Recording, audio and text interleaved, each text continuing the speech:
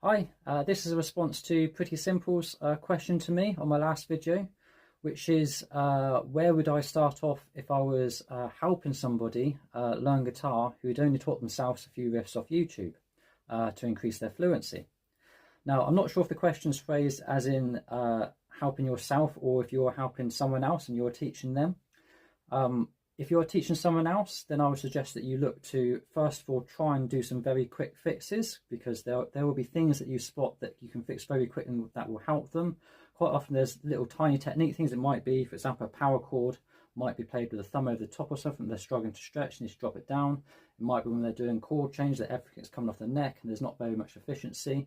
There's all sorts of little things you'll spot which you can really help people with quickly to accelerate their learning in a very short period of time, which is a great thing to do for motivation.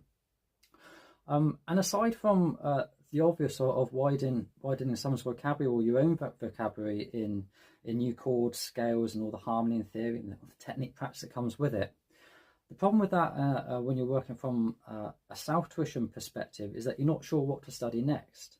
And my advice is always the same to anybody who's self-taught, and that's to take something that you know, even if it's just a couple of riffs off YouTube, and study those pieces of music to understand them in their full depth. Because what that gives you, you're looking at a real piece of music, and that piece of music is effectively a curriculum, because within that music you're going to have harmony, you're going to have timing, you have dynamics, you're going to have all the different chord progressions, you're going to have stylistic things happening. There is going to be a wealth of information within those pieces of music you know. So it's well worth expanding and understanding what's going on. So for example, if you've got a riff, it could be anything. I'm making the riff up now.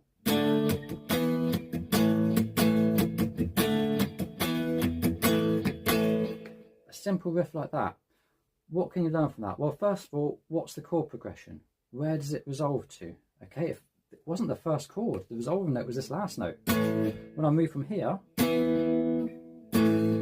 the note's resolved. That would always be the case with that chord movement.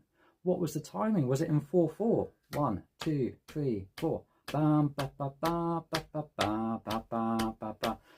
Where did those drums fall in line with those beats? Can you learn the rhythm techniques that you can always hit those beats?